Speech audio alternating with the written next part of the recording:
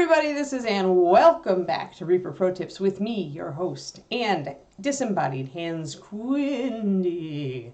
And I don't know, I mean, if we had to pick somebody, a Halloween character for John to be, who would it be?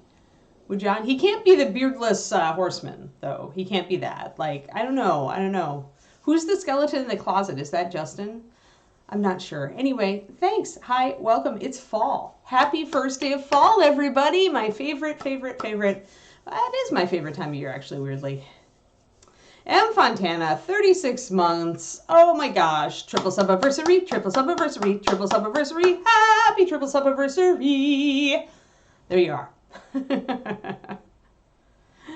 Spooky Quindy. Yes, it's that season. I like September, October, November, I will admit, is one of my favorite times of year. It's exciting for me. Yes, happy fall. Happy fall day. Hopefully we don't actually fall, and yes, it's more autumnal. But happy autumn is weird. I don't know. Happy fall, happy autumn, I don't know. Really. Either way, it's a happy day.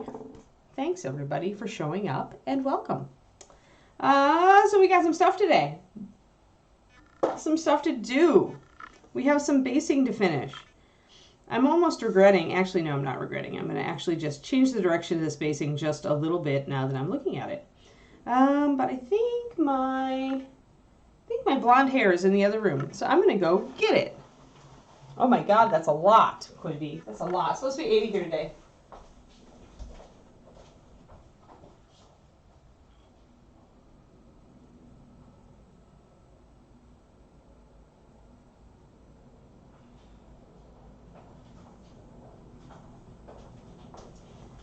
Supposed to be 80 here later, but it's getting quite cold at night, so it's a weird juxtaposition of like 59, 60 overnight, and then 80 during the day, and then tomorrow's supposed to be 85. I think we're supposed to hit almost 90 by the weekend. So I decided I kind of want to go a little bit more dry, kind of deserty, maybe a little bit on this base. Shifting direction at this point slightly is not a problem. Essentially, I will be using blonde hair as a highlight for this stone to shift it a little more gray gold in that direction. Haven't ever done this before, but pretty sure it'll work. So we're gonna do it. Yay! And then I've got some wasteland tufts, which are dry and can be. I like these dark wasteland tufts because ignore the moss. Because this color, this like dark olivey green, is a really good base for grass that then you can dry brush any color you want. Because it's dark, you can dry brush lighter colors over the top of it and pretty much completely change its color into whatever you want. And then we'll probably use some of that really dry moss because it makes good desert plants.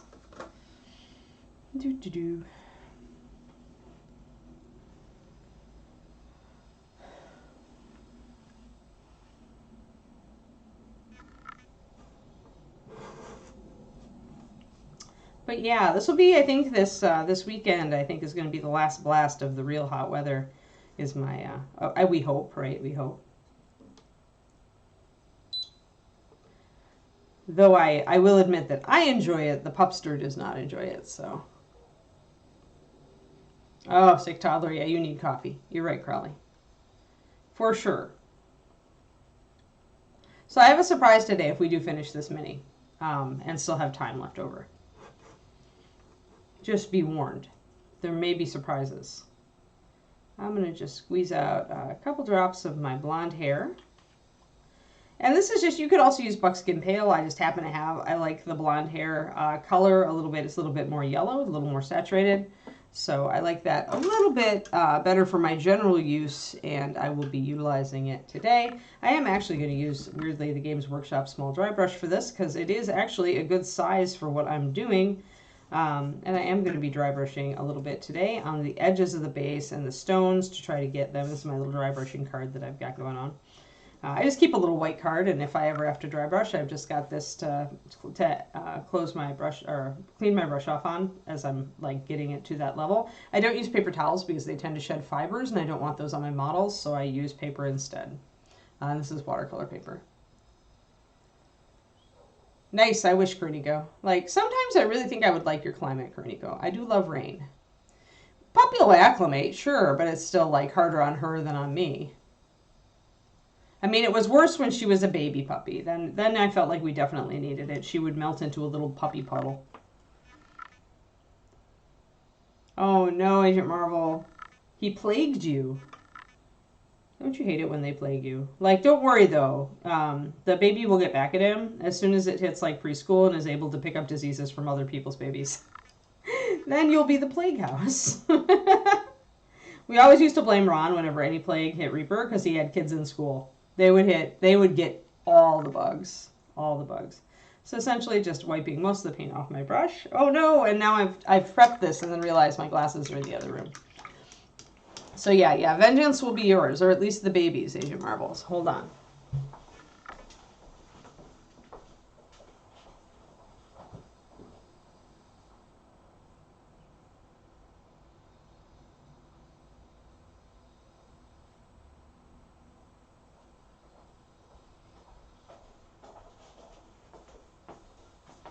Alrighty. Now I can actually see things. No way. Thanks, Major Ursa. Thank you. Yeah, we're almost done with this one. We're just getting ready to do some basing on it.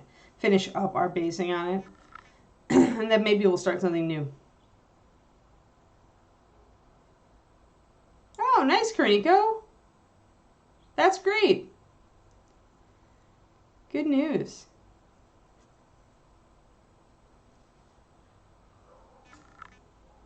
All right, so let's do this again. Let's load up our brush and start to unload it here. So again, I use the watercolor paper for loading dry brushes because don't like the fibers and lint that paper towels can accrue. And I'm using this yellow because I want to shift, if I can, I want to shift the color of the basing just a little warmer. So we'll get this up here and we'll kind of show you. You can kind of see the yellow coming through already.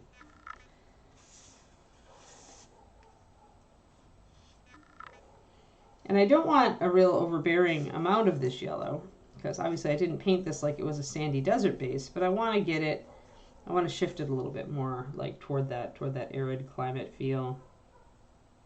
I can go a little harder on the edges for sure. Now, there's not any texture for this to really pick up on the top of the surface here. So if you run it over the top of the surface, you just risk leaving kind of that scratchy texture that dry brushing tends to leave. But I mean, that's not a bad thing if you have stonework after all. So it's not a big deal. So again, and I don't care about ruining this brush. Obviously, it is a synthetic. It's pretty hardcore synthetic. Since it is a GW dry brush. Usually I use just regular Taklons for this, but I had this brush and it's actually the right size for what I want to do here. So if I run it over the top, I get kind of scratchy texture. But notice how it's shifting the feel. When you start adding in these kind of gray plus gold tends to make a very realistic deserty rock color. So arid climate. Tends to read that way to the eye. And so by putting this yellow over the top of the gray, I am kind of I'm shifting the base toward that feel. And I needed another highlight anyway, so I'm going warmer. Using yellows and oranges is a really good tactic on basing in general to suggest, as Michael Proctor always says, rocks are not gray. But starting with a base of gray, I find is quite versatile. Then you can start throwing other colors in, and you've still got that gray, but then you've got some of this yellow. You're looking a lot more like granite at that point. And some other yellowish gray stones. And it lets you concentrate that in some areas and pull back in others.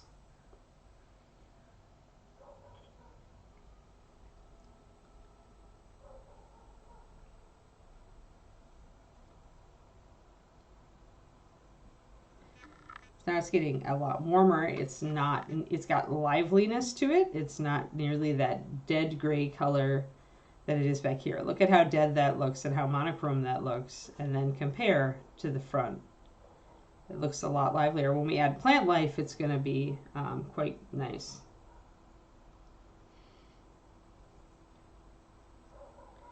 All right, it's pretty good, I think, up here. So yeah, the way to get realistic rocks is to use washes and dry brushes in varying layers and varying colors.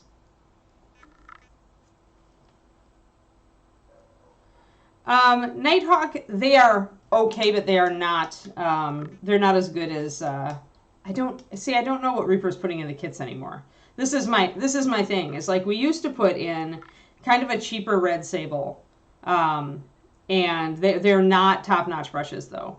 You're already, because yeah, it's like it's a pretty inexpensive kit for what you get, so it's not going to give you like super great brushes.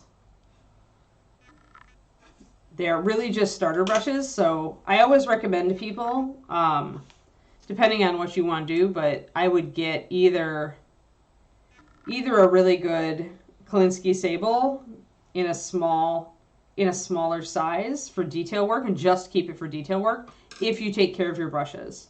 You can also just get Taklons. I got this one at Hobby Lobby. Taklons are what they call the plastic bristle. It is going to deform and hook over time, but one of these that keeps a nice point. These are higher quality Taklon. You're definitely a difference between higher quality and lower quality Taklon as far as how long they last. But yeah, the brushes, especially in Kit 1, are just going to be really starter brushes. They're not going to be a high level brush. Especially because that kit is about dry brushing, which destroys brushes. So there's no point. I mean, I'm doing it right now. It's destroying my brush. But it's meant to be destroyed because it's a dry brush. But yeah, so if you want a good brush, you have to pretty much get a good brush. No, I don't think any kit on the planet comes with a great, really high quality brush. I may be wrong. There may be some European painter kits that are really high level that come with a great brush, but those are synthetics for the most part. They possibly make sables. I have a Royal. I use one of, it's a big brush. Hold on, where is it? It's one of my big flats that I use a lot. Is it this one? No, that's Master's Touch. I know I've got a Royal in Lang Nickel over here somewhere. Maybe it's in the other room. But they're synthetics. They'll deform over time. They're comparable to any number of decent quality synthetics. They're not a sable. Sable is the game changer. High quality sable, to be specific. You can get very, very cheap sable, and it's not very good. What you're looking for is the word Kolinsky, which I showed you on a different brush a moment ago, and now I'm showing you on this. Kolinsky means that it's one of the top 2 grades of red sable, and that's just a designator word. These are the best brushes. They're very expensive, but they hold a tip, and they will hold it for literally years if you take care of them, depending on how much you paint. If you're painting full time, then you're going to run through a brush a lot faster, but it's about, I would say these days it's a $15 to $25 brush, but usually I can get them around the $18 to $20 range. And literally one of these Da Vinci's will last me 6 months to a year of heavy, heavy use. Like, I paint a lot. For people who only paint on the weekends or a bit on the evenings and the weekends, this is going to last years for them. The key is, if you're going to buy one of these brushes, obviously it's an investment at 20 bucks. Make sure that you've got good brush habits. Don't leave your brushes in the paint water sitting nose down. You're going to wreck your good brushes that way. If you feel that you have, you rinse your brushes often, and you don't leave your brushes in the paint water, then I would say you'd be ready to buy one of these guys. This brush will level you up instantly because it just holds such a great tip, and it's not going to fight you. So usually people gain like one level of miniature painter when they get a Kolinsky. Oh, okay, good. Well, for 2s and 3s, those are big. I would say smaller. Okay, so I've done things on this, and I've talked about this a lot, and I've done things on my Patreon, although I need to talk about sizes. But here you go. Wait a minute. We're going to do the sizing discussion. 2. There we go. So I've got 3 brushes here, all from the same company and the same series. And these are the ranges that I typically use in miniature painting. So these are all Da Vinci Maestros. We've got a triple lot, a 1 and a 2. It's a Da Vinci. They're all Kolinsky's. They're all the Series 10s. They're all the basic round. Triple 0, 1, and 2. And you can see the differences. Like at the lower levels, they scale up gradually, but once you start hopping into the 2 range, it's very large. The 2 is a brush I often don't use on small figures. It still holds a point good enough to paint 28s, but that holds a lot of paint. And on a 28 millimeter figure, you're usually looking for more control than that. So usually what I tell people is the best like range for your buck is size 1, size 0, and then whatever sizes are below. Some go down to a 00, Reaper goes down to a 0/5, whatever. But that's the brush. Thanks, Reaper John. Maybe he is the beardless horseman. We were trying to figure out what Halloween character you are, Reaper John. Yeah, if you have issues with unloading and getting puddles when you try to paint, then you need to switch to a smaller brush.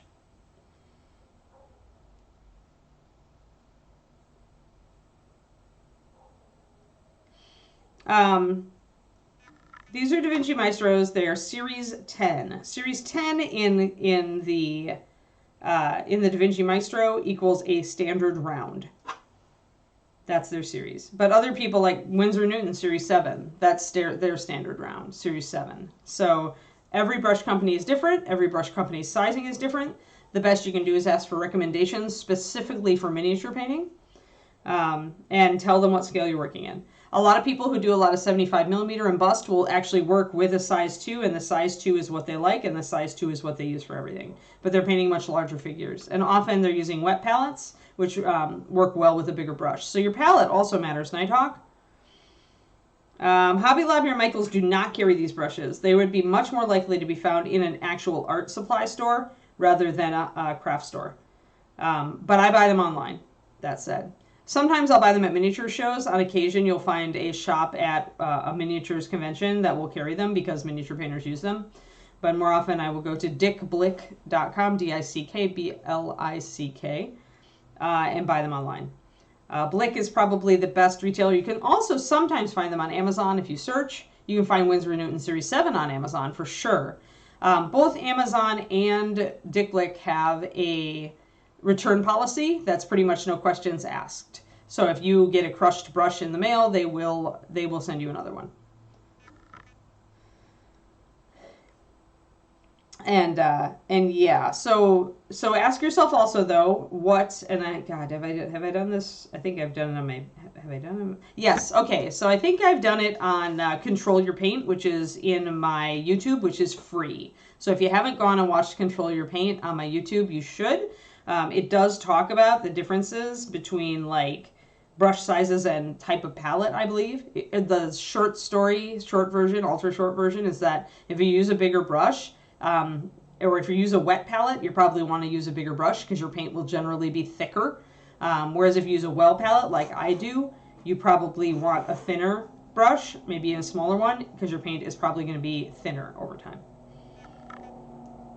Okay, yeah. So you know, so the size of brush is somewhat, I find, recommended that if you're on a wet palette, you use a slightly bigger brush. Now, it's not really necessary, and to be honest, the size 1 Da Vinci or the size 0 or 1 of most things is going to be just fine for most. Like, I use the Da Vinci on my wet palette when I'm working with it. It's a good medium range brush. It's not huge, it's not tiny. Tiny brushes tend to like not work that great on a wet palette. They just don't pick up enough, and it's thicker paint, which means it dries faster in them. Yes. Yeah, Dick Blick has been great about returns on brushes for many, many years, so I feel very confident in. But I have heard from people who order from Amazon that Amazon will also replace the product. All right, let's get to dry brushing the back of this with just a little bit of, and if you see a little bit too much paint coming off, then you need to unload a little more. I'm being real light. I don't get my brushes dry to the point where I'm going to wreck the brush usually. I keep a little excess paint on it, and then as I work, I just start pressing more and more. So when I first start dry brushing, I'm using a really light touch, and then as my paint unloads, I'm using a heavier touch.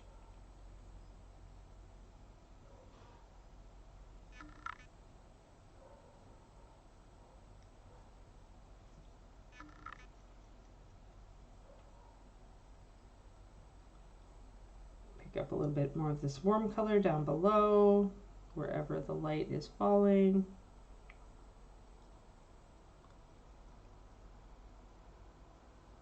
And if you don't want to totally wreck your brushes that you're using for dry brushing, do rinse them frequently. There comes a point where the paint is just dry on the bristles and you're going to need brush cleaner at that point. I always consider brush cleaner a last resort. I consider frequent rinsing of your brushes to be like best practice. I find that you can avoid brush cleaner if you do that.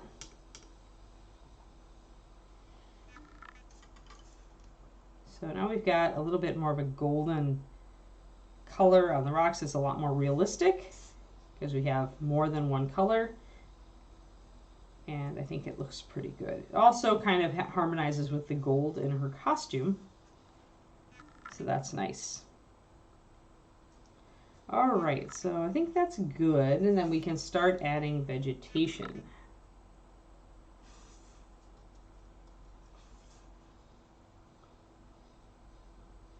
I'm gonna get a little bit more on the bottom here. I missed some spots.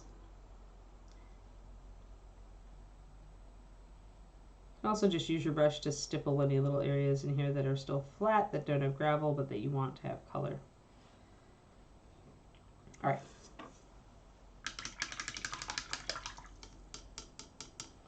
So let's look at our vegetation here.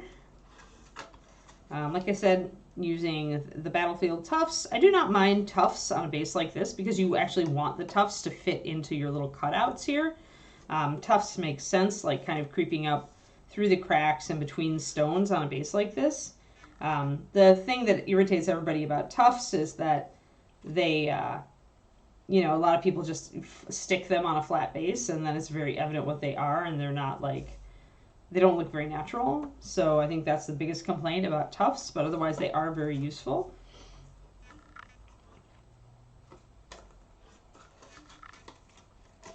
And whenever you're placing tufts, you really want to think about, like, where does grass grow? Like I said, it tends to grow in, like, you know, cracks and you know, hollows and wherever it can squeeze up through stones that are on the ground. Wherever water tends to pool and things like that, that's where plants get a foothold. So you think about that when you are applying your grass.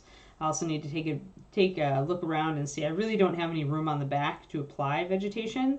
So most of my vegetation here is going to be on the front. So I should probably plan for a second where I'm going to put it.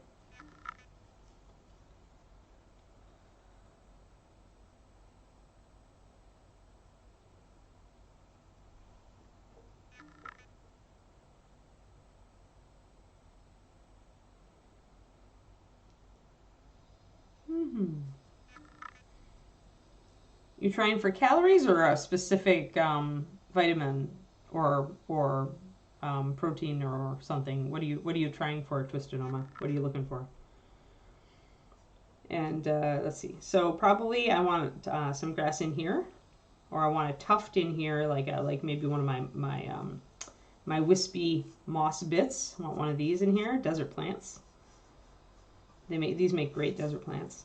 So I probably want a desert plant in there. I'll probably throw some grass back here.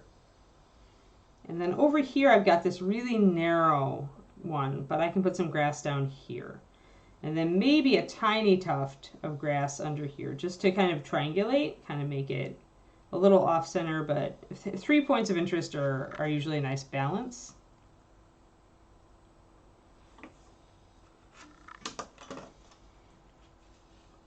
Nuts are tasty, but they can irritate some people. It's so hard when you have diet issues, trying to figure out this stuff. It's a fight. All the experimentation. All right, let's see here. Oh, and of course I left my knife in the other room. So I'm going to use a sculpting tool. So I know I want probably a small tuft for back underneath inside there, and I'm probably going to want to trim it down, which is totally doable. So you can take a nice tuft and you can take a nice scissors and you can trim the grass down, make it a little uneven if you can. Just want it to be a little less spiky and spready back there. I want kind of just a little sense of a little tuft. You can also just put glue in and use your regular static grass that's not in a tuft for this. Either way works. I'm gonna trim the. I find that some of this static grass is way too long for what I want, so I do trim it down. So that's a little better.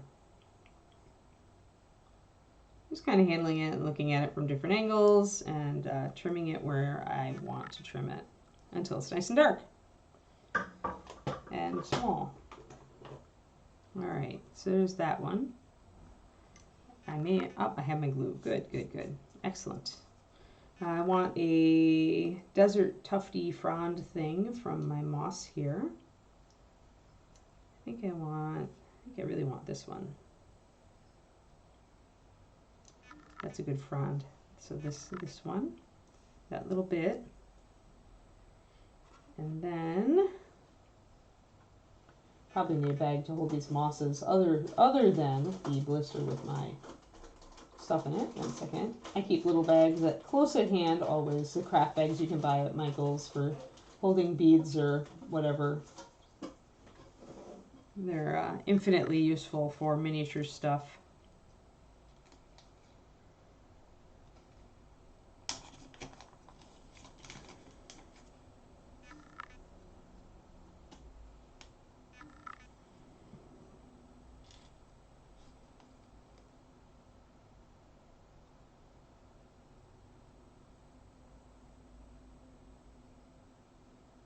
Yeah, I hear you there. Well, you could try, I don't know how you tolerate fats, but fats have more caloric density than carbs or protein.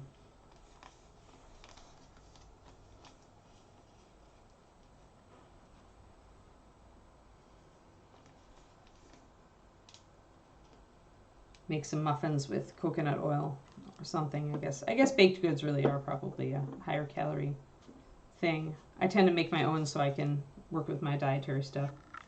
But good luck. I know how hard it is to dial in a diet.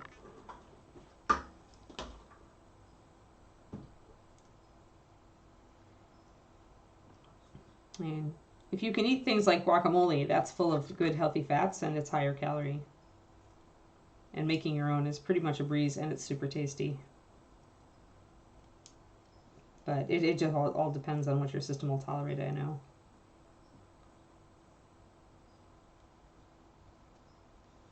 I'm trimming down this bigger piece of grass now because I want kind of a spikier one to go down in the crack there. I think I'm going to keep that one a little longer though because it's down. It's not like stuck in the back. So that one's a bigger one.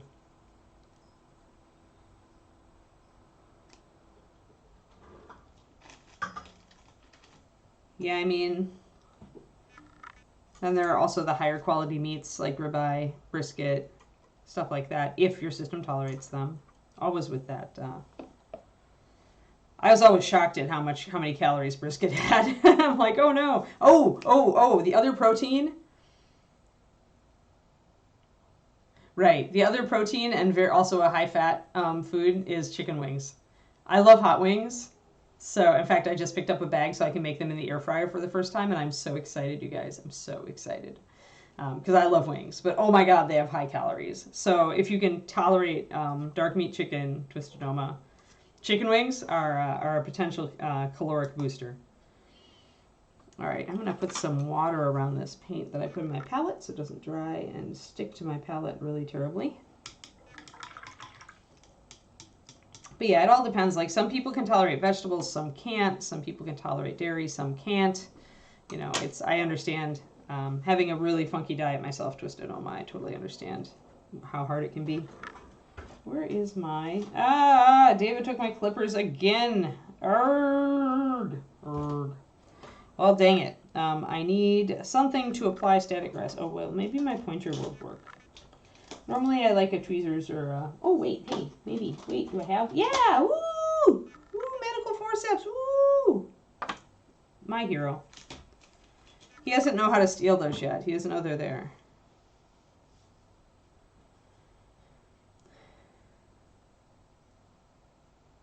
Can't have specifically any egg white, huh? That's a funky one, Raven Day.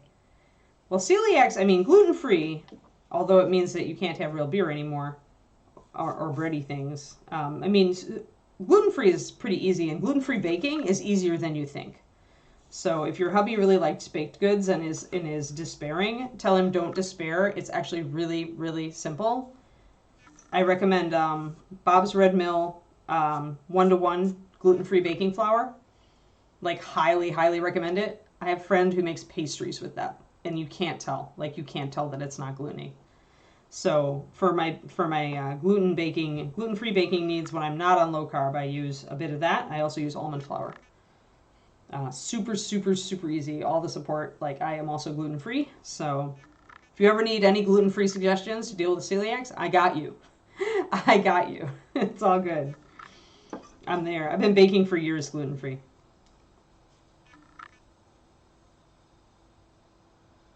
Yeah, that's actually a really good idea, Big Eiler. I should just give him a pair of those dang Games Workshop side cutters because he steals mine all the time. That's actually a fantastic idea. Thank you. I would not have thought of it. I would have just grumbled a lot.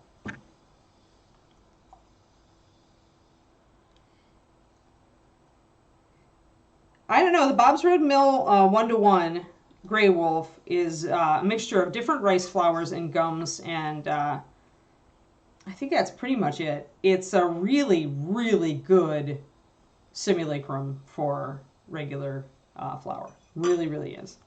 And I usually add a little almond flour as well, just because moisture. The almond flour adds moisture. If you're doing muffins, do almond flour. If you're doing like stuff that's more traditional baking, then I would use the 1-to-1. But yeah, I don't find it. I mean, I make gluten-free baked goods all the time, and David is like, these are good. So, I mean, my jalapeno corn muffins are gluten-free and relatively low carb because I use masa flour instead of regular cornmeal. All right, well, let's get our little trimmer things here. I'm so excited to use these. So excited. Yeah. No, tell him it's okay. Tell him to get used to a consistency that may be a little runnier than he's used to, because you don't have the gluten sopping all that stuff up. So it may feel thinner. He's going to need, actually, if he loves to bake, tell him it's exciting. Like, actually, when I started baking gluten-free and low carb, it was fun to experiment. He has an excuse to experiment. If he's a baker, he has some science brain at heart, I think. Baking is very much a science. So tell him to buck up from Anne and embrace the fact that he gets to try all of his favorite recipes with these new components and see how it works.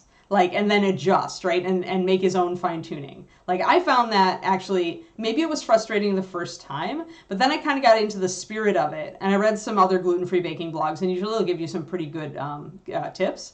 And it's fun. And then it becomes a challenge. It becomes a challenge to, like, make your mom's Christmas cookie recipe and make it taste like it did, you know, when your mom made it, but using gluten-free.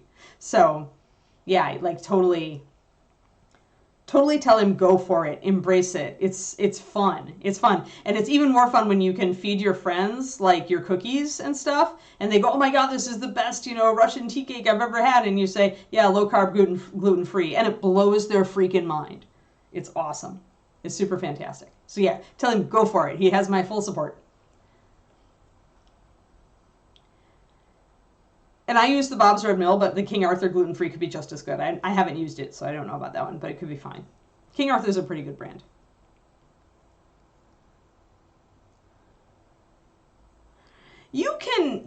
There are ways to get around eggs in baking. I mean, eggs, especially egg whites in baking, because a lot of, I don't know, there are ways. I haven't ever had to do it myself because I love eggs, and so I'm, you know, and I'm happily okay with eggs digestively, but there are ways. Anyway, okay, so let's get some glue on this. Oh, perfect. Yeah, duck eggs. I mean, more expensive, but if you have ducks, hey, it's an excuse to buy some ducks.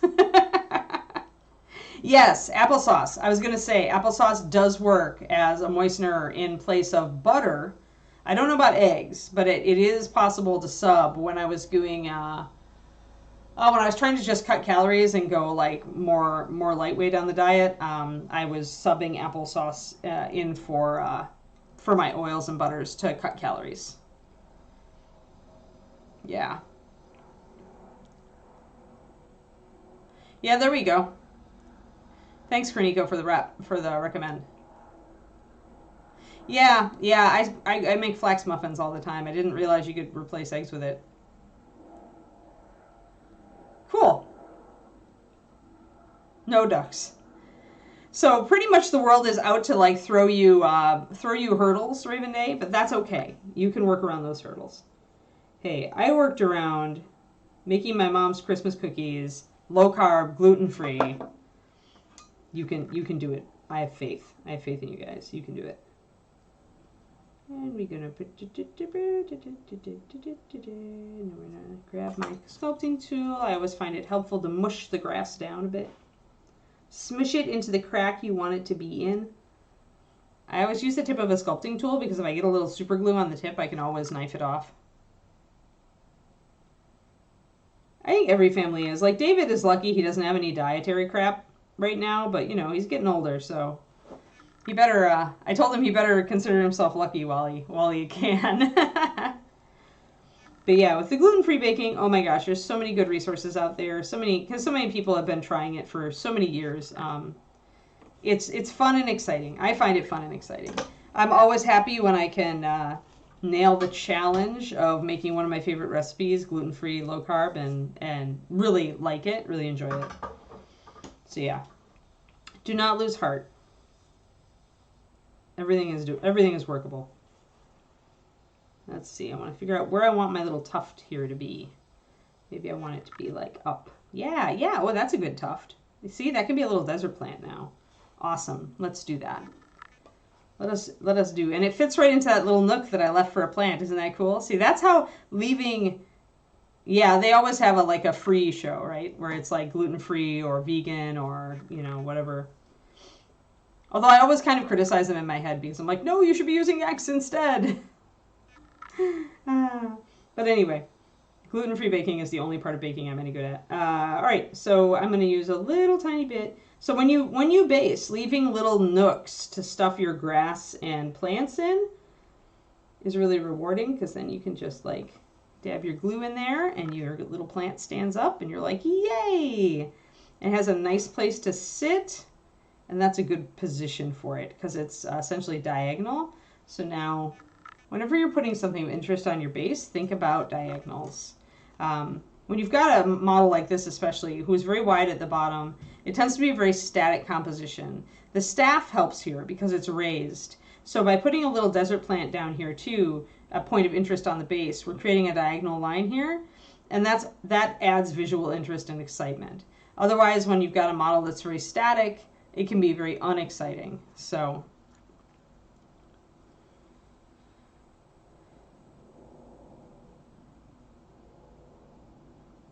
oh, excellent. Junior and Christmas versions of the show. I have to tell David that. I have to tell David. Do you know? Yeah, okay. I'm gonna let my glue dry and let it and tell him really quick.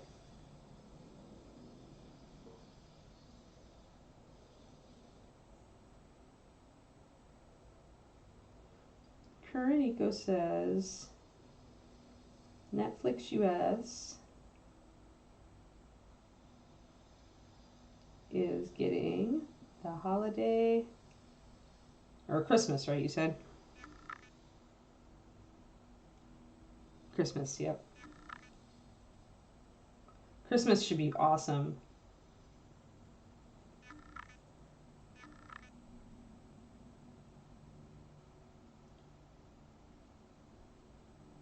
Of Bake Off this year.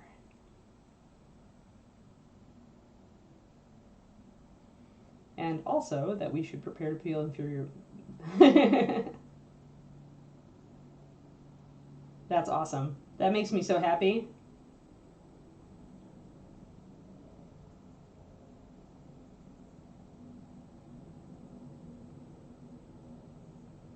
Awesome.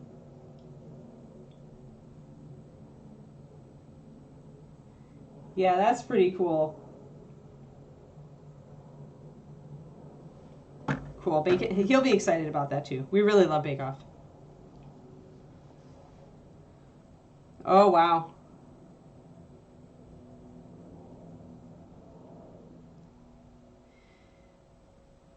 Yeah, that it does. Dietary issues do make family gatherings hard.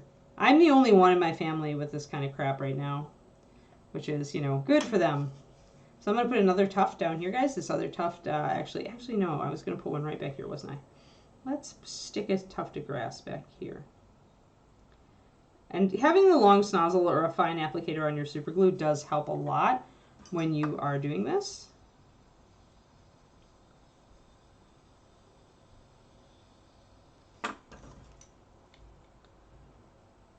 Splook. And again, I'm going to just press and hold down to focus that static grass tuft right where I want it, just with the tip of my sculpting tool.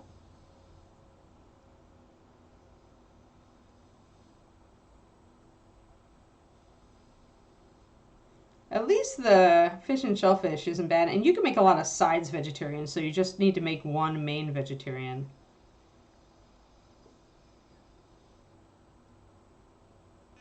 There we go. So that's stuffed in. So now we have a little bit of grass there in the back, so that'll help to like make everything work in. Now I need one more tuft to go right here. I don't want to do too many of these tall desert plants. I'm probably only going to stick to that one because it helps the composition. If you put too many of those things in there, it gets really distracting, and then everybody looks at your base and not your mini. So when you're using interesting plant life that really, is kind of cool, do be aware you can overdo it. Let's grab this little guy right here. Come on, little grass thing. There we go. Boop.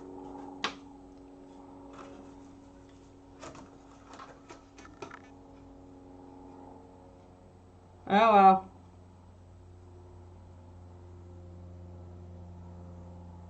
Well, lucky you, Valandar. Enjoy it while you can. For a new DM. Actually, Kendakari, I can recommend Matt Mercer, who runs Critical Role. He has a tip on, he has a stream early on in Campaign 1. If you look for it, I think it's episode 14 or around there. It's one of the early episodes, but people were out of town. So he did a stream instead on DMing. So, and it's good. Like, it's good. It talks about some foundational character building stuff, but it also talks about like DMing and like just how kind of like he likes to kind of build his like cities and, thinking about where you're going to set your game, world building type of things. That is actually, it's actually quite good. Yeah, for sure. Just go find Critical Role Campaign 1 on Geek and Sundry and look through the early, like, first 20 episode titles, and you should see dungeon mastering tips and stuff like that. But, I mean, do you want, I guess the other question, though, I mean, I've been GMing since I was 9, literally. What are you looking for? Like, are you talking about how to keep your characters on track? Are you talking about world building? Are you talking about, you have to pick a specific there. There's so many different things to GMing, right? Is building custom monsters? Is it, keeping everything moving? Is it, yeah, your players will absolutely derail. Okay, there we go. I don't know Guy, but Guy the Great GM apparently Agent Marvel endorses. Yeah, I've heard good things about Dragon Heist.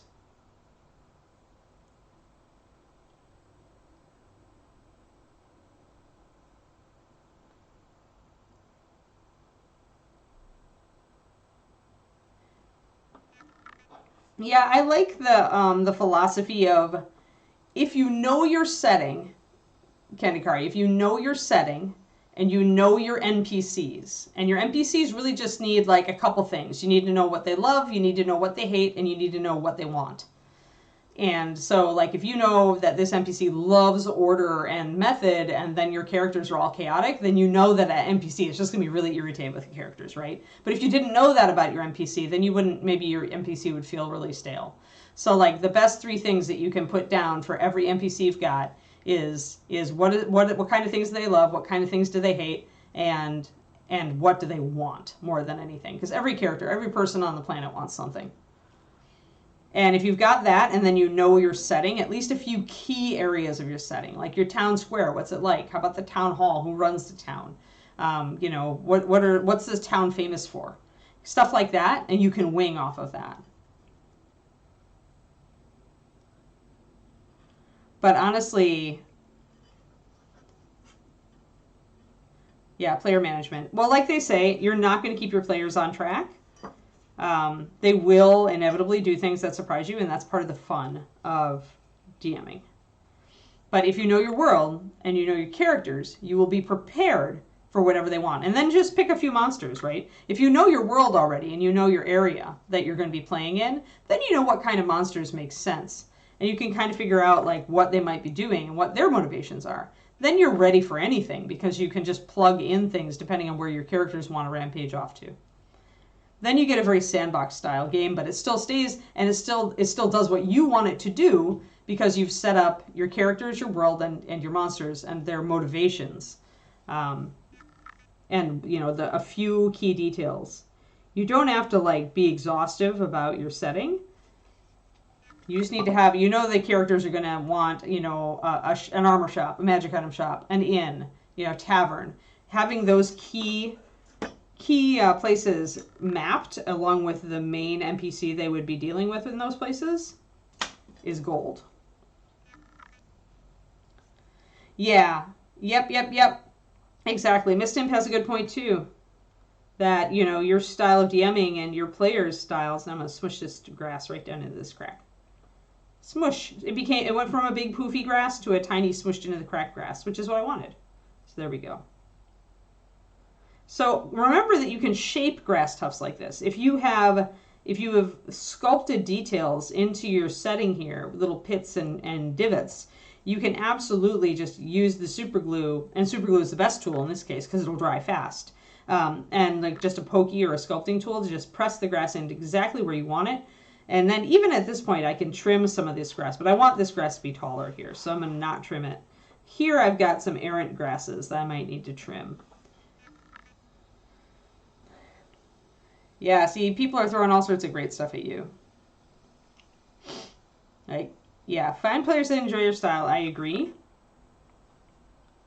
And yeah, the loudest player is always going to want to run everything, but you need to make everybody feel included. It's like, if you have theater training here or public speaking training, then it helps because you're taught in that to make eye contact with various members of the audience.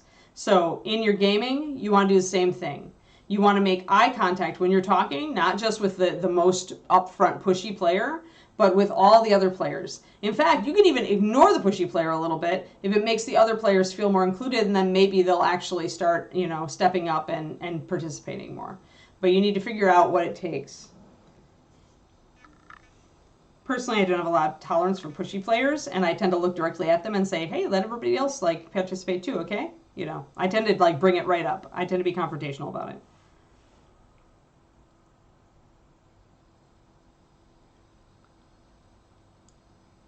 Yeah, exactly. Yeah, reading, think about what figure your player characters will end up, and then yeah, research one encounter or one section ahead. Yes. Yeah, and try different styles to see what you like. Okay, well that's good. Yeah, but he will be teaching you his system for prep, and it may not be exactly your system for prep, Kendakari.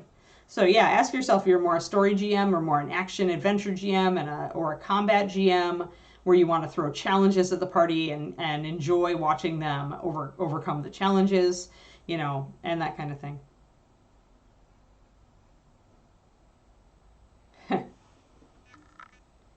Yeah, but then you just get the bear infested town. Like at that point the town needs to be called Bear's Point because you have a bear infestation. And then you could start throwing in other bears. Like maybe there are owl bears out there, you know? Maybe it's not just. Maybe there are cave bears. Maybe there are all sorts of magical bears. Maybe this town is built on the site of an ancient temple to the cave bear god from primordial times, and that's why it's infested with bears. So you've got to write this into your story. Don't just suddenly bears. The bears have a reason. Everything's got a reason. Yeah. But just run with it. Right? Like, actually, it'd be kind of cool to have that. And then you have to figure out if you're going to, like, try to figure out how to, like, make the town harmonize with the bears somehow, or if you can, like, kind of work around the bears, or if you're going to have to run an extinction program or try to relocate the bears. You know, yeah, all sorts of fun stuff. Desperately contacting a grove of druids in the distance to see if they can relocate some bears. There's all sorts of fun. Yeah, there's like, you just gotta just run with it. Have fun. You are the GM. You should be having just as much fun as everyone else. And you know what? Players like that kind of like borderline silly but still cool stuff. And it could like, you know, totally power the first few levels dealing with that. All right, so now I want this grass and stuff to pick up some color. I definitely want this big tall one to be very, very tall and dry. Down here, I need to ask if I really want some green on my base or if I don't need it. I think I really want to go more dry. So I'm going to brown out this grass. I'm going to use, I'm going to do shield brown, I think, maybe mixed with my gold first. I just want it to go a little less greenish. You could double down on the green or not. But with her color scheme, I don't think that I really want to double down on the green. It could be too distracting because the pink and the green will play off each other and maybe the grass will draw too much attention. And I don't want that.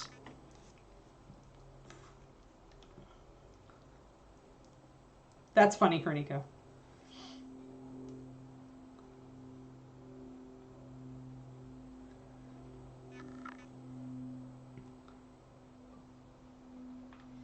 But yeah, like making some sort of like natural thing like that around your town so that it's got a quirk. Give your town a quirk. Give your setting a quirk.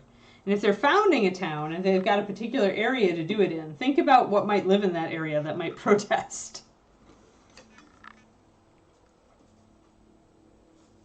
All right, so I'm mixing together a little bit of my shield brown and this blonde hair color. And I want to keep it pretty thick, so I'm going to use my dry brush. That's a nice golden brown. We'll work with that. It's a nice kind of dried out desert grass brown. Tumbleweed brown. That's a good idea to have the players roll the dice for randoms. Then they've done it to themselves. They can't blame you.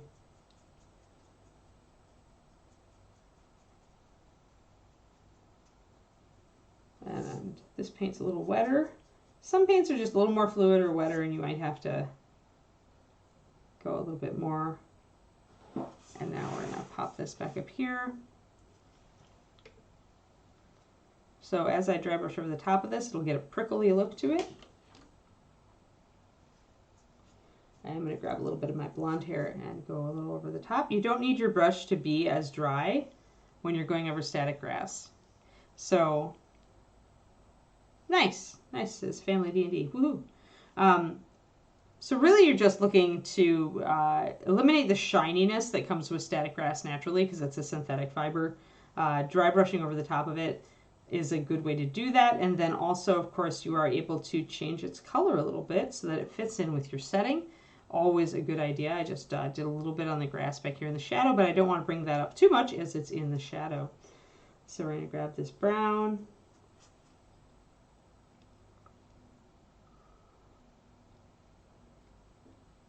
And you want to make sure, of course, that your super glue is dry before you start dry brushing your grass.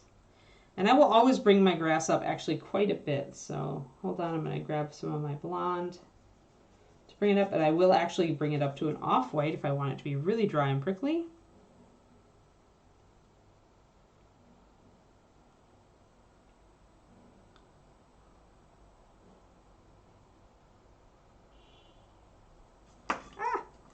Gonna throw things around. Now I want that blonde color to hit my scraggly moss here. And here I just need to kind of use the base moss color as its base coat. Just pick out the tendrils a little bit. Painting your terrain stuff, your grasses and your mosses. Some people don't do it and don't like it, but I have always felt that it is necessary to make the pieces look in scale and like they belong on the base. If they have that shiny synthetic look or anything weird, then they're just going to look out of place, and you don't want that with your basing. You want your basing to look in place. So let us get a even lighter color now. We're going to go for an off-white. I think I'm going to reach for Cairn Stone as it's just up here. I also use bleached linen.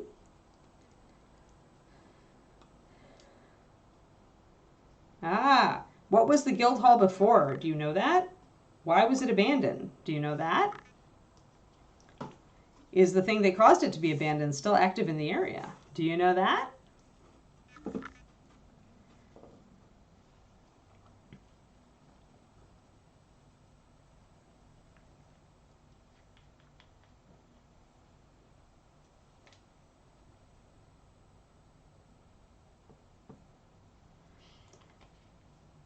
storytelling, fantasy role-playing, or any role-playing game is like the same. It uses the same stuff that you would use to write an actual short story or novel. It's the same kind of vibe.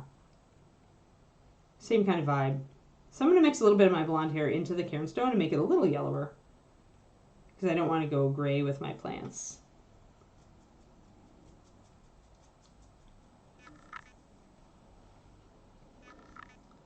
But I'm going to pick up just like edges and bits. That makes that plant really come out. And we got the grass just a little bit.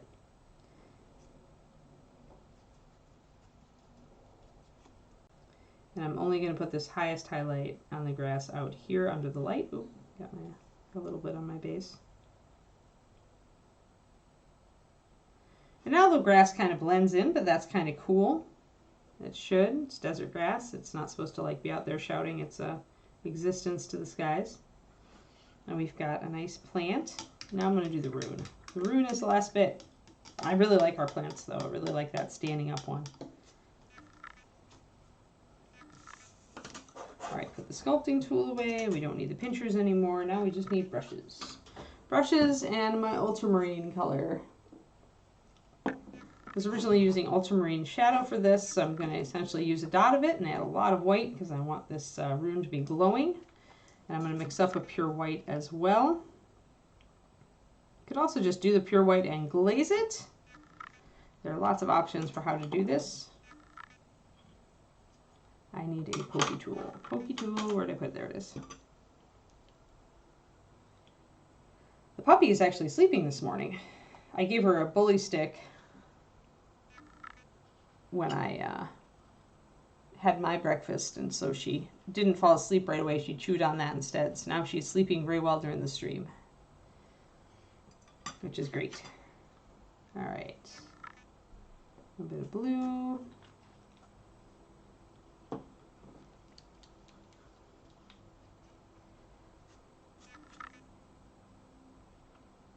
So I'm going to do a 3-to-1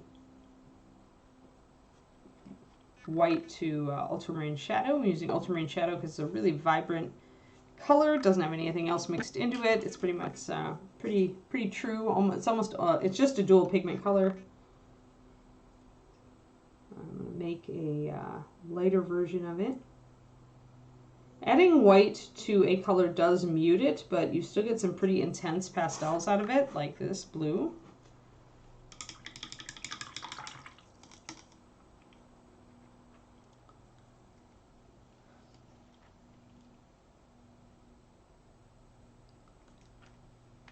Adding a lot of water to that white, because I want it to make kind of a glow effect.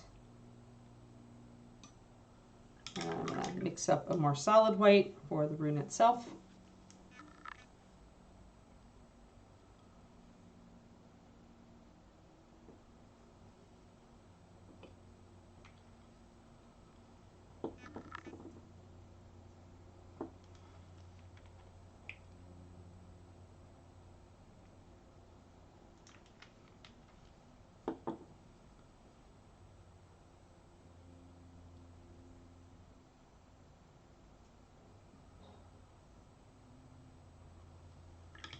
Alrighty.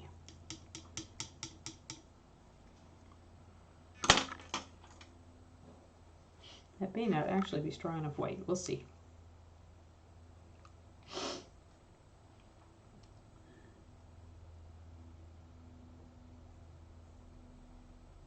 Depends on the world, though, Pendrake.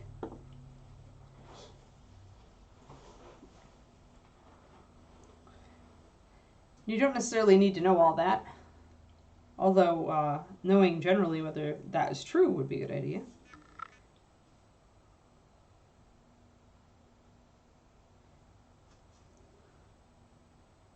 Technically, if it's like a Ranger's Guild or a Pathfinder's Guild, you know, it could be like built out in the wilderness, where it would be like a ranger station for rangers and explorers.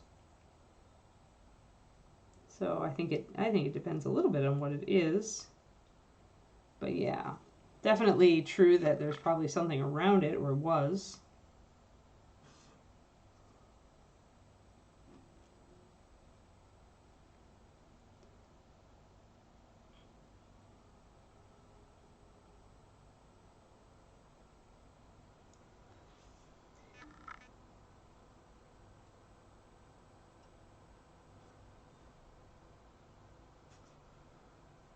Yeah.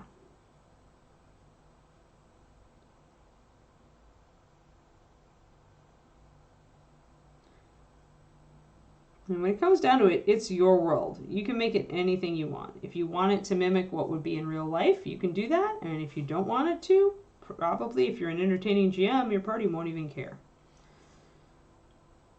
Unless you have one of those players. Just going to solidify my rune here a bit with the white. Then we'll do some glowing.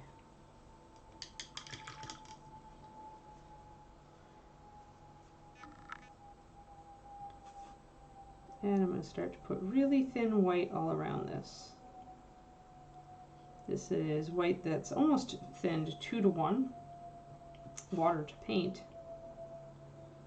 And I'm putting it around the rune in very thin layers. I'm going to build that up to create a glow.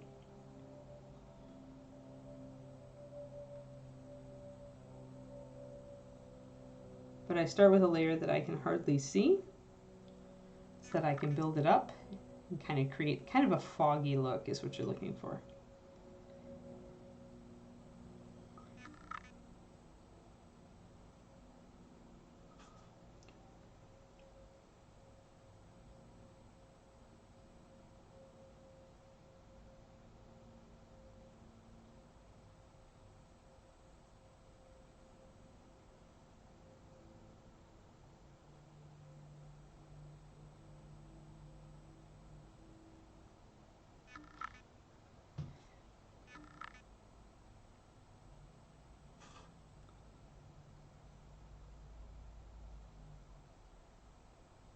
So again, just kind of building up the white around here.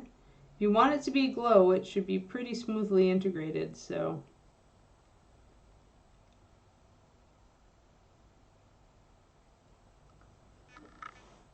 you can kind of see that that's starting to come up a bit.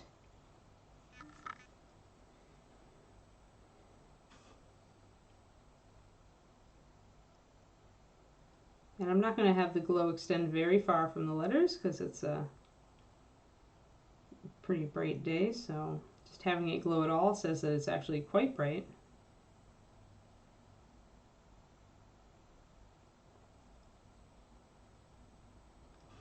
I got kind of that fuzzed look, and that's kind of what you want for a glow. So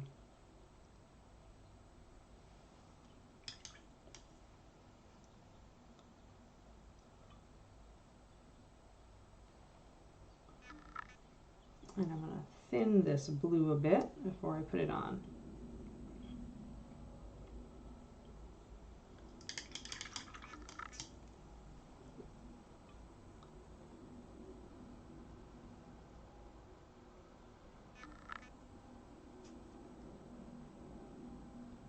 Now I'm going to start putting a bit of blue in here. Blue glaze, really. Get the color in. Painting it over the areas where I put the white. And give that fog feeling, and it's going to be a glow. Now I come back with a very much stronger white, once I make sure I've got that a blue as strong as I want it. And that blue is the same as this lighter blue that I'm highlighting the ultramarine shadow with. It is just a very light version of ultramarine shadow.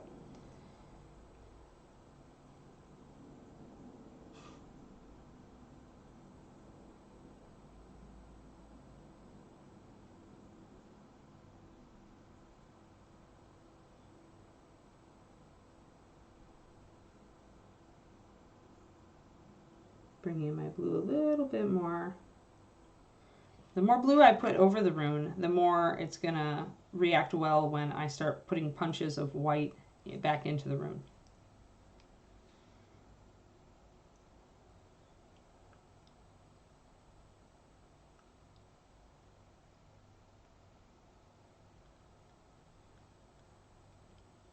Oh yeah, that would be great, Kendikar. You're right. If that's what your group has a jam about, then that's awesome.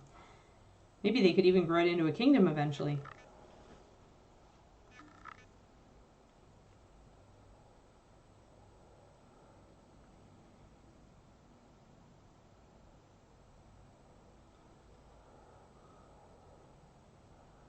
Going to get some of my pure white now. Going to concentrate it largely on where lines meet.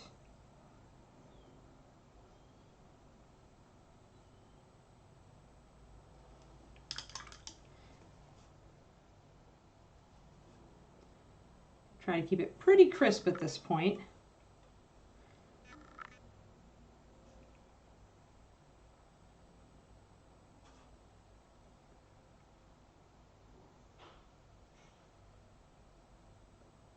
Bring in the white back in the middle there, where these lines cross.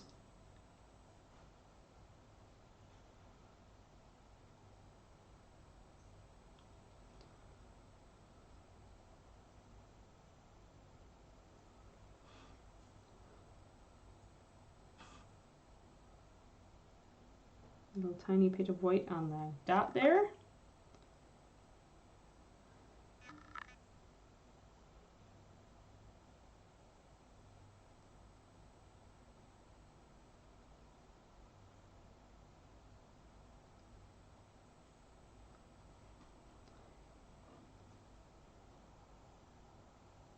Going to keep a lot of light focused toward the center here, and I'm going to keep building up that white. Whenever you've got a glowing thing, pure white must be at its heart, or something very close. Pure white or something that's really close to white. Now we've got a little glowing rune here.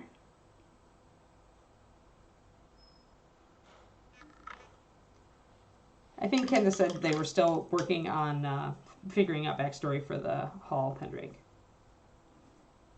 They're not solid on it yet.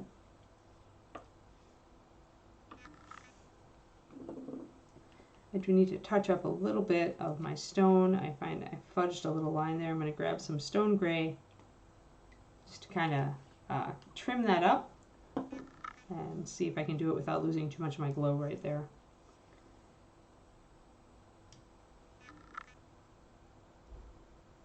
Oh, okay, that makes sense if you have rangers and druids. That it would be out in the wilderness.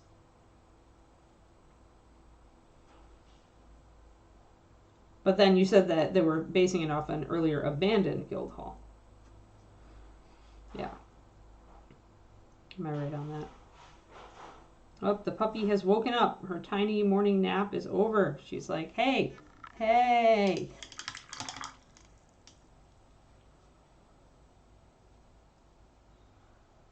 Oh, that's cool, Kanekari. Yeah. Yeah, the Ascendance thing is always fun.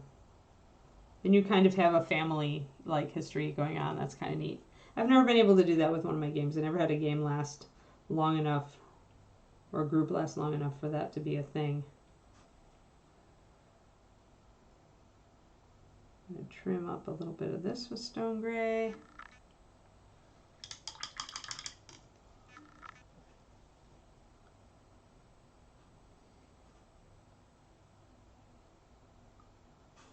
And I'm going to create just a little bit more of a top here to this little rune.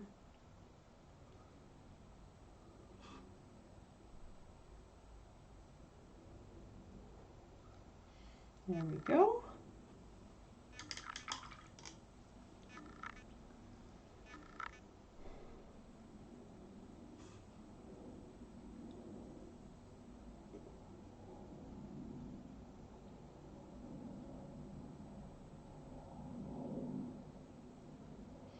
Just a little bit more points, and I think that we're looking pretty good at that rune. That looks cool. There's our little rune. Ta-da! Oh, we only have 10 minutes left. Well, dang, I guess all I can do is, like, sign this model and tease you guys with the model we're painting next. Need to sign my mini. I always forget to do this.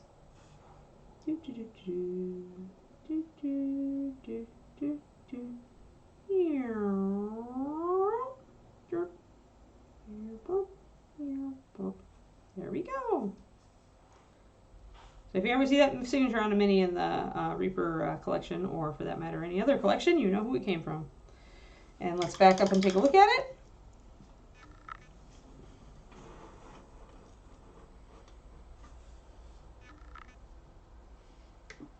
All right. There we are. Yay, the mini. The mini is done. Yay. Excellent. So this turned out very well.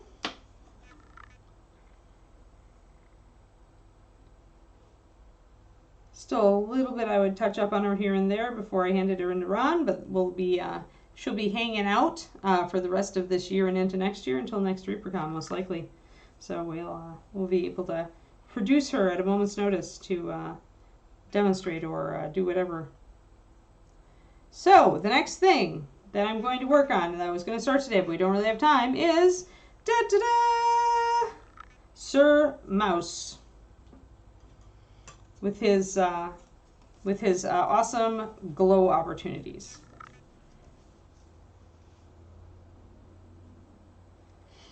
So because it's so soon after ReaperCon and because swag boxes are still available, I don't feel bad using this guy. You could utilize these principles in anything to do with any model. I am going to be painting this in a very specific way in a kind of a darkened dungeon with a lighting effect, or an evening setting with lighting effect. So I'm going to be doing this with actually a very strong lighting effect and painting the rest of the model as if it's kind of in twilight. Yeah, the grass is good. Yeah, Sir Mouse. Sir Mouse. He's definitely Sir Mouse. So this is going to let us do a pretty bold lighting effect. We'll have to kind of watch and see where everything is in response to the light. And we're going to change the colors of stuff on his surface with in alliance with the light. I already have colors mixed up, or I have colors picked out for him. So that's pretty set. So I definitely wanted to do certain things with this model.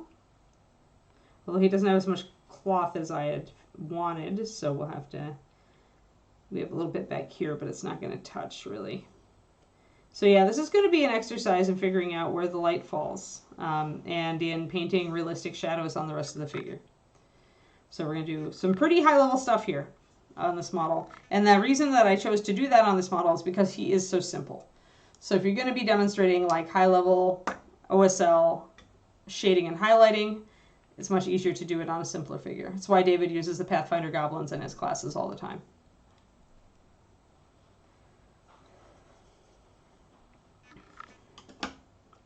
Well, he's certainly got leather and metal. We'll do the metal and steel with some gold.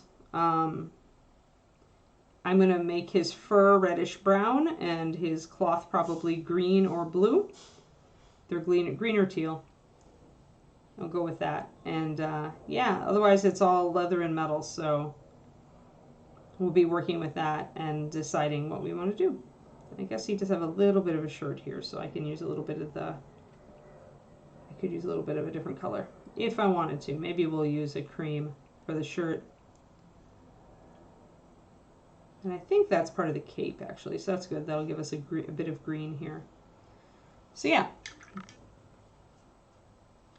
So we will be doing this guy. I'm going to actually look over him quick to see if I missed any mold lines. Actually, let me go get my knife. That's in the other room, but then we'll do a quick go over to see if he's got any prep to do. And I've already washed him.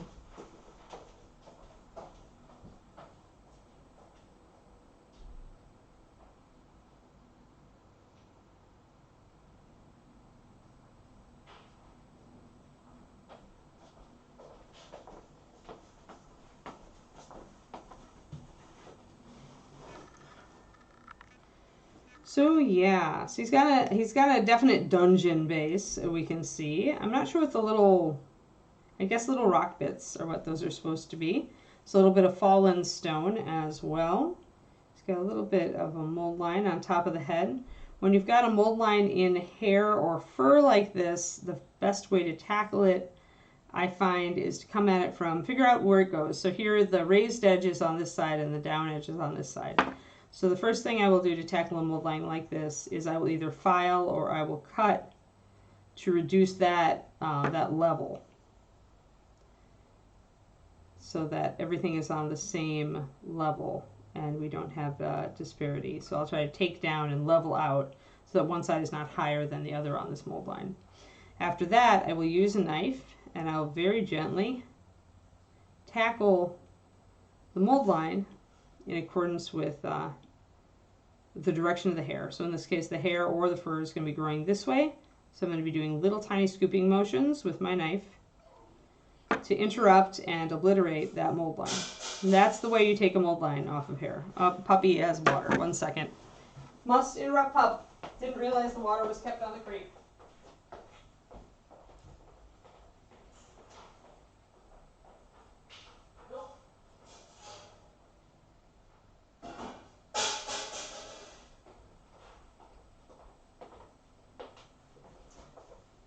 I have a bad habit of leaving her water attached to her crate, and that just leads to giant lakes.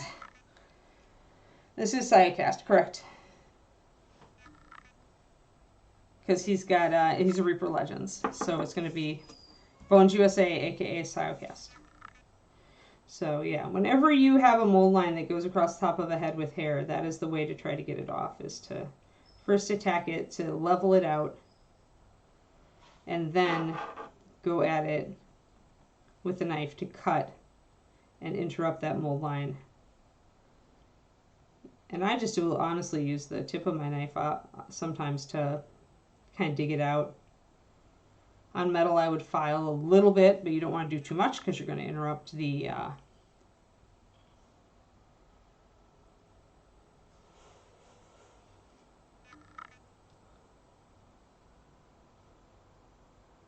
there. Alright, those are rivets. I don't want to take those off. He doesn't really have a mold line here.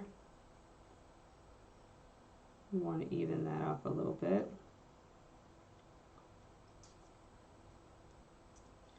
Kind of look for areas where we've got just little bits of flashing. This guy, though, is pretty darn clean. Got a little bit mold line here. We got Squeaky Kiki in the background.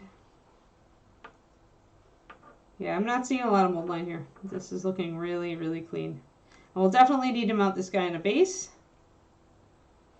So we'll have to dig up that is not a Reaper base, so I don't want to use that one. I have to grab a Reaper base. So we'll mount him on a base, and we might do something else. I'm not seeing any other mold lines, though. Not really. Be a little one right here.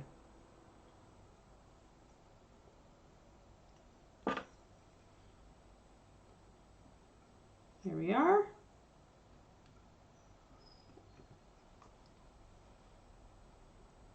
Okay. He's a nice crisp sculpt and a cast. That's the nice thing about Siacast, is nice, very nice crisp detail. Yeah, he's definitely got some like fallen stones here. I see that now. Oh, and the puppy is so fussy. Such a fussy puppy. She's like, it's time for me to go out. And I know it. Could probably Google it, Pendrake.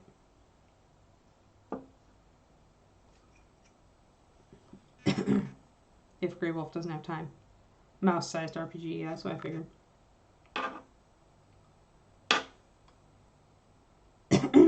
Oh, getting a little bit of allergy action here in my throat. It's going to be one of those days. The Benadryl days. Got it. There we go. So he's got him, got him planted on this block, so we're good. So yeah, there we go. So probably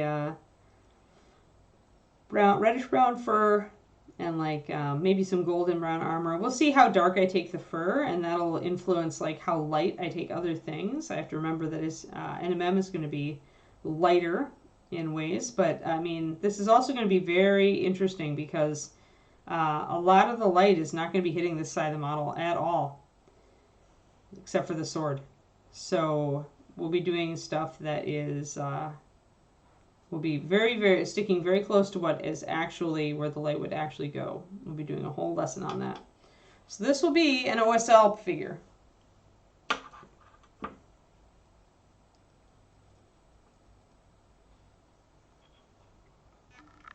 Alrighty. But yeah, he's pretty cool. So this will be fun. He really needs to like have a mouseling style displacer beast that he's like about to fight.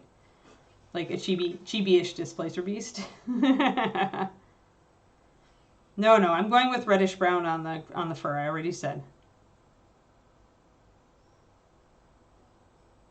I knew going in exactly what colors I wanted on this figure.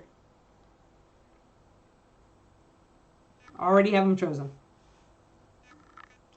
Yes, we need a chibi displacer beast for this guy to fight. Yes.